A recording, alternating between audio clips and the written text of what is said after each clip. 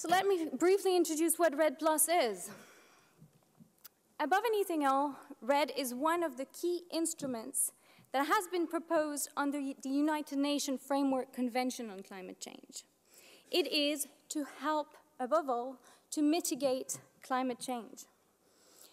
Now, it is aiming to do so through the design of policies, approaches, as well as positive incentive to make sure that we reduce emissions from deforestation and forest degradation, plus that we conserve forest carbon stocks, sustainably manage forests, but also enhance forest carbon stocks.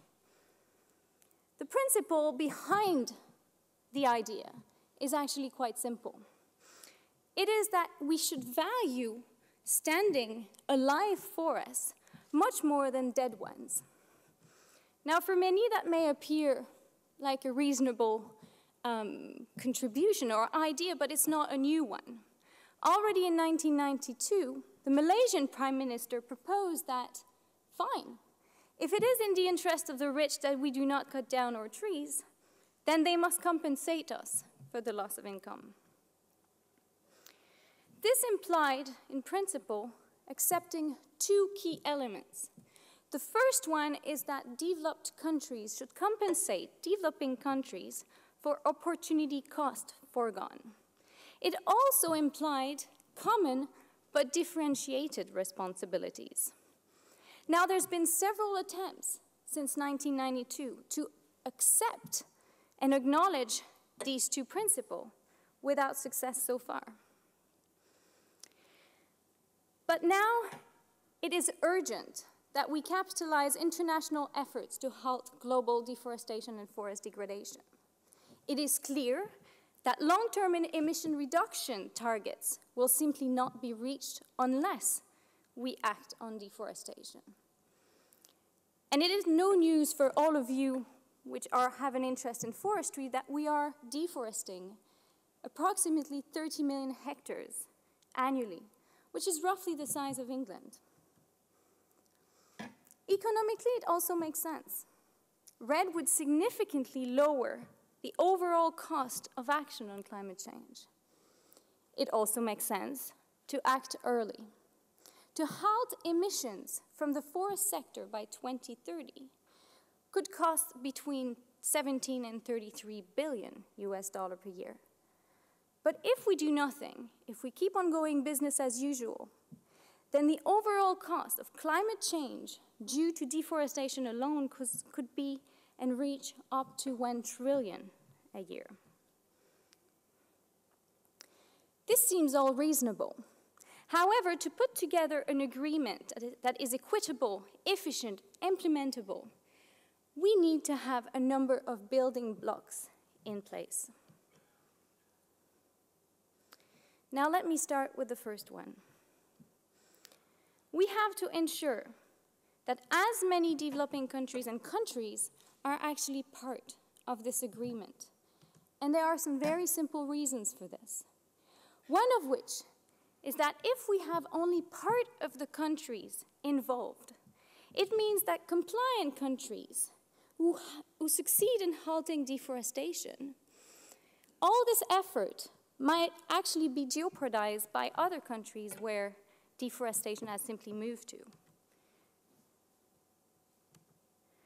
So, if we prevent deforestation in Brazil, it might simply leak or be present in Colombia, for instance. The same issue of leakage arises at the national level. And this is why we need to consider the issues of scale.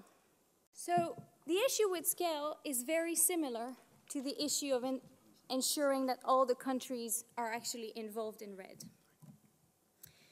What we need to do is ensure that the monitoring and the accounting is done and achieved at the national level. However, one of the challenges is that at the moment,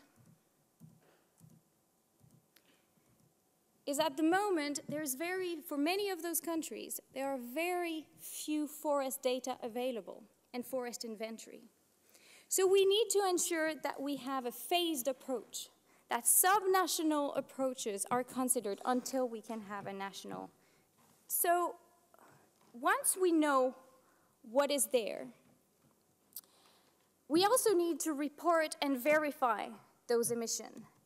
The importance of MRV system is critical because we need to ensure that the emission reductions are actually real and permanent. We also need to compare what has happened once we have facilitated a RED project to what would have happened if we had not. In other words, are we better off with that RED project than without? And this is why we need to have a various number of hypothetical scenarios to help us make this comparison. The forest transition model actually can help. What this model says is that as countries develop, deforestation increases until stabilizing factors actually come in to reverse this trend.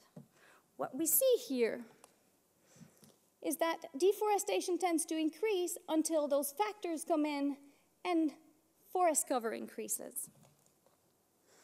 What we find is that various countries find themselves at various places along this path.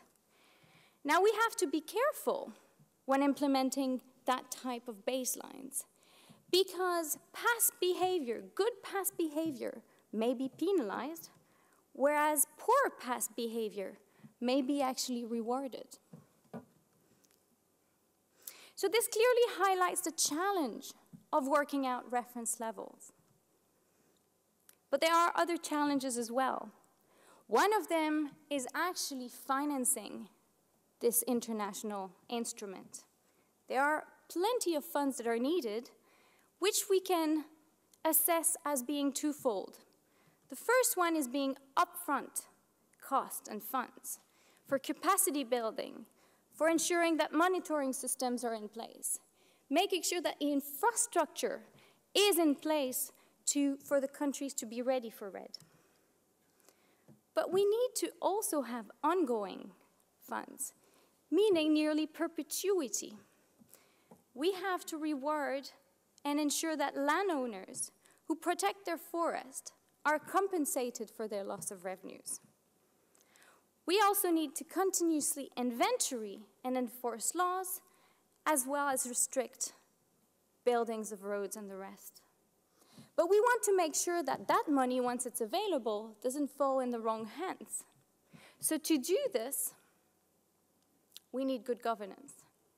And good governance means strong institution, consistent and enforced laws, well-defined and equitable land tenure, as well as transparency.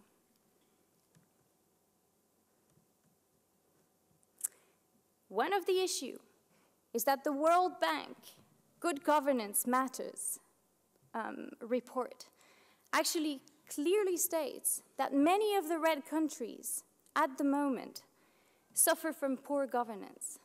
So in order to avoid falling into the trap of funding such a process, we need to ensure that the countries can build up to the governance necessary.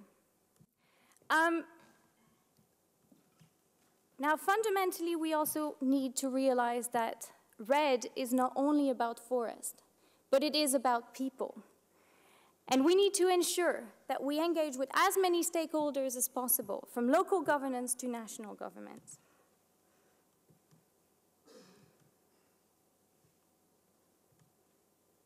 So this is a brief introduction to all the building blocks that shape RED, RED+. But where are we now? Now, given that we've had a few technical problems, I'll skip this slide because throughout the day, I think we'll hear considerably about where we are actually at the moment. But what I can say is that, yes, we have made some progress at Copenhagen. But let's remind ourselves that every 2 seconds, we lose a patch of forest the size of a football pitch. So for those of you that are interested in the World Cup, have this in mind. It's also getting much warmer. on the planet. But meanwhile, we're all sitting very comfortably, discussing under the shade of the tree canopy. But for how long? Thank you.